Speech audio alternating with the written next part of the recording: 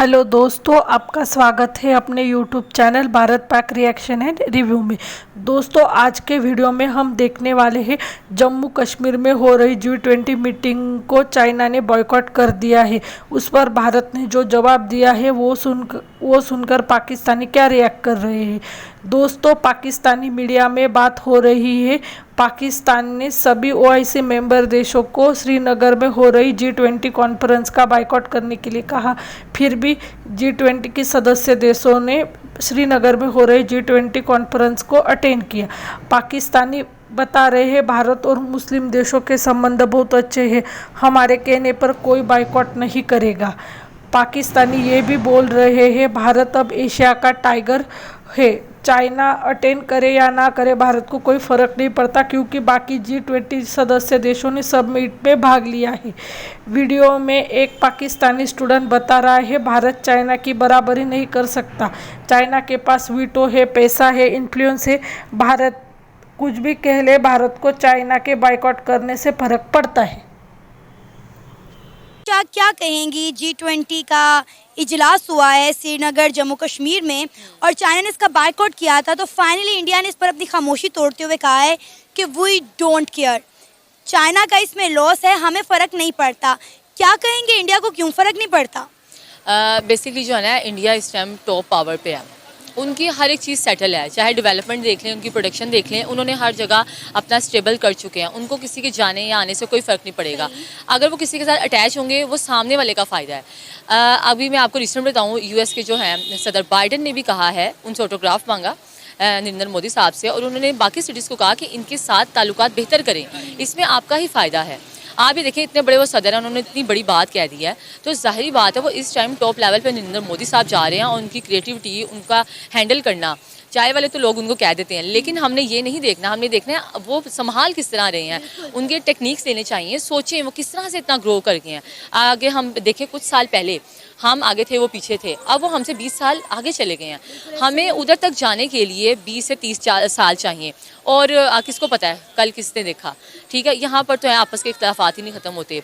Basically जो है वो अपनी हुकूमत को नहीं छेड़ते, अगर उनके इख्तलाफात भी हैं वो साइड पे हैं, वो डिस्कशन उसकी साइड पे होती है, लेकिन जो अपनी क्रिएटिविटी है, अपनी हुकूमत को फ़ायदा पहुँचाना है, अपनी आवाम को फ़ायदा पहुँचाना है, वो उधर से हिलते नहीं हैं। नरेंद्र मोदी साहब की ये बहुत अच्छी बात है कि वो इख्तलाफात सबसे भी हों लेकिन उनसे बना के रखते हैं। क्यों? उनको अपने मुल्क का फ़ायदा चाहिए। अब देखिए, पाकिस्तान ने बोला था इस्लामिक कंट्रीज़ को G20 समिट का जो कि जम्मू कश्मीर श्रीनगर में होने जा रहा है इसका बायकॉट करे, लेकिन उसके बावजूद भी जो है OIC के जो मेंबर हैं उन्होंने कश्मीर में होने वाले इस इवेंट को जो है वो अटेंड किया है। तो इस पर इंडिया हमारा मजाक उड़ा रहा है कि पाकिस्तान के मुंह के ऊपर एक ज़ोरदार तमाचा है कि इस्लामिक कंट्रीज़ को पाकिस्तान ने बायकॉट करने का कहा, लेकिन उसके बावजूद भी सबने अटेंड किया इसको। बिल्कुल इसी तरह से है। अब ये बात इस तरह से ये पता चलती है कि उनको ज़रूरत ही नहीं है, हमारे आपस में इख्तलाफात इतने हैं, जो शाइन है लोग उसके साथ हो जाते हैं, लेकिन हमें थोड़ा सा यहाँ ना समझदारी से काम लेना होगा, हमें थोड़े से ताल्लुकात बेहतर बनाने होंगे, आपस के इख्तलाफात ख़त्म करें। अभी सिर्फ आप अपने मुल्क को बेहतर करने का सोचें, यहाँ की इकॉनमी को, तो उसके लिए कोई इतना इशू नहीं है। हम इख्तलाफात गैर मुस्लिम से अलग हैं, वो एक अपना सेपरेट रखें, जो हमारी तिजारत है, जो कारोबार है, उसके लिहाज श्रीनगर जम्मू कश्मीर में हुआ, वहाँ पर चाइना ने उसका बायकॉट किया और चाइना के ना जाने पर इंडिया ने फाइनली अपनी खामोशी तोड़ते हुए कहा कि वी डोंट केयर, चाइना को ही नुकसान है, हमें कोई फ़र्क नहीं पड़ता। क्या कहेंगे आप इंडिया के स्वैग पर? पहली बात तो मैम कि G20 की मीटिंग जो उन्होंने वहाँ पर करवाई, ये UN की जो करारदाद हैं तो उनकी सबकी खिलाफ वर्जी है, ठीक है। फिर UN के होने का फिर मकसद भी कोई नहीं है। अगर आप किसी भी UN की करारदाद का अगर कोई मकसद है तो फिर ये है कि गरीब मालिक के लिए है, ठीक है, अमीर मालिक के लिए कुछ नहीं है, वो जो चाहें अब जहाँ चाहें अपना हथियार डालें। पहली बात तो ये मैं आपको क्लियर कर देता हूँ कि उसको UN की करारदाद के मुताबिक हल होना चाहिए था। दूसरी बात आपने कि चाइना को आप कह रहे हैं हम उसका कोई भी हमारे असर रसूख है ही नहीं उनका, हम इसका ख्याल ही नहीं रखते चाइना आए या ना आए, इंडिया कह रहा है, लेकिन ये बात तो झूठ है सरासर। जो वीटो मालिक में चाइना शामिल है, तो क्या चाइना की इंपॉर्टेंस कम है आपकी नज़र में? और इंडिया वीटो में शामिल नहीं है, ठीक है। जो वीटो करते हैं वो उसमें से सबसे बेहतरीन जो नाम आती है उसमें रशिया आता है, चाइना का आता है, उसके बाद अमेरिका का आता है। तो उसमें चाइना की जो आप जोग्राफिकली देखें और वैसे डिप्लोमेटिकली देखें, उसके बाद इकनॉमिकली देखें, तो उनकी जो वर्थ है वो इंडिया कभी नहीं बनी है। लेकिन हम दूसरी चीज़ों को इग्नोर नहीं कर सकते। डेफिनेटली इंडिया ने इस जो 2-4 सालों में 5 सालों में इतनी तरक्की की है कि वो एक्स्ट्रा तरक्की की है, मतलब कि वो पांचवी बड़ी दुनिया की बड़ी पांचवी इकॉनमी बन चुके हैं। ऑटोमोबाइल में उन्होंने जापानीज़ को कम्पीट कर दिया है। फिर हम साथ देखते हैं कि 6G उन्होंने अभी लॉन्च किया है, दुनिया को इस IT इंडस्ट्री की फैसिलिटेट कर रहे हैं कि इस अपनी अपनी चीज़ों में हर चीज़ों में तकरीबन अभी 6G उन्होंने तकरीबन मैंने देखा कई कंट्रीज़ में उन्होंने इस प्रोजेक्ट पर काम कर रहे हैं। और साथ हम देखते हैं कि उनकी कई कंपनीज़ हैं वो बाहर जाकर काम कर रही हैं, यहाँ से उनके मैन्युफैक्चरर्स यहाँ से प्लांट लगाते हैं, यहाँ से चीज़ें बाहर बेच रहे हैं।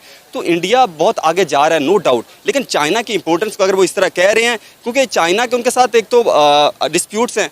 पहली बात तो ये कि जो चाइना भी कभी नहीं चाहता कि वो कश्मीर में आए। अगर वो कश्मीर में आता तो फिर वो दूसरे डिस्प्यूट है वो उनको बुलाने पड़ सकते हैं डिप्लोमेटिक। तो चाइना को क्या लॉस है इस समिट को अटेंड ना करने का और बायकॉट करने? मैम, चाइना के मैंने पहले आपको बताया कि उनके डिस्प्यूट्स हैं अरुणाचल प्रदेश, तिब्बत, लद्दाख, सियाचिन का। अगर वो चाइना यहाँ पर अटेंड करता है, इट्स मीन के वो फिर जो वो क्लेम वाले इलाके उनको भी मान रहा है, ठीक है। कश्मीर का इशू फिर रिजॉल्व हो जाता है तो फिर उन्होंने कहना है कि इसको भी माने, ठीक है। जो भी UN के मुताबिक करारदाद के मुताबिक अगर इसको मान रहे हैं तो चाइना का क्लेम, चाइना भी डिप्लोमेटिकली अपने जो अपना मफाद है, कोई भी कंट्री हो अपना इंटरेस्ट छोड़ के इंडिया के पास कैसे जाएगा?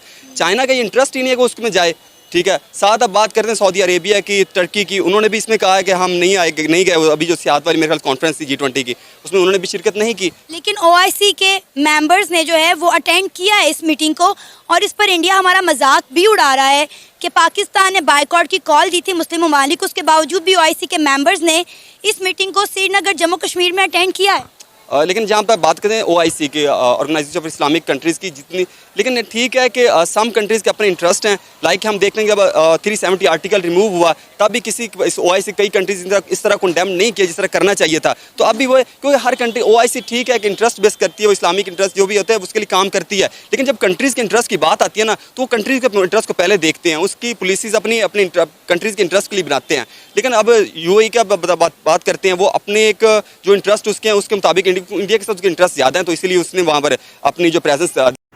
रिएक्शन वीडियो में एक लड़की बोल रही है भारत को चाइना आए ना आए कोई उससे कोई फ़र्क नहीं पड़ता, क्योंकि भारत बहुत मजबूत बन गया है इकोनॉमिकली और वर्ल्ड पॉलिटिक्स में भी। अमेरिकन प्रेसिडेंट जो बाइडन जापान में मोदी जी से ऑटोग्राफ मांग रहे थे। अब भारत को फ़र्क नहीं पड़ता, दुनिया को फ़र्क पड़ता है वो अगर भारत से दूर रहे तो। भारत ने खुद को हर लिहाज से मजबूत कर लिया है। पाक मीडिया में ये भी डिस्कस हो रहा है, अब कंट्रीज अपने इंटरेस्ट बेस्ड डिसीजन लेती है। सऊदी अरेबिया, UAE ये भी अपने इंटरेस्ट बेस्ड डिसीजन लेती है। मुस्लिम उम्मा का कार्ड अब नहीं चलता। और पाकिस्तानी ये भी बोल रहे हैं भारत 150 करोड़ लोगों की मंडी है, सबको भारत से फ़ायदा है, कोई भी भारत को नाराज़ नहीं करना चाहता। और हमारे ऐसे हालात है कि हमसे कोई भी देश अच्छे से संबंध नहीं रखना चाहता, क्योंकि उनको लगता है कि पाकिस्तानी पैसे मांगने आ जाएंगे। आज के लिए बस इतना ही। अगर आप हमसे जुड़ा रहना चाहते हैं तो कृपया हमारे चैनल को लाइक करें, सब्सक्राइब करें, शेयर करें। जय हिंद, जय भारत।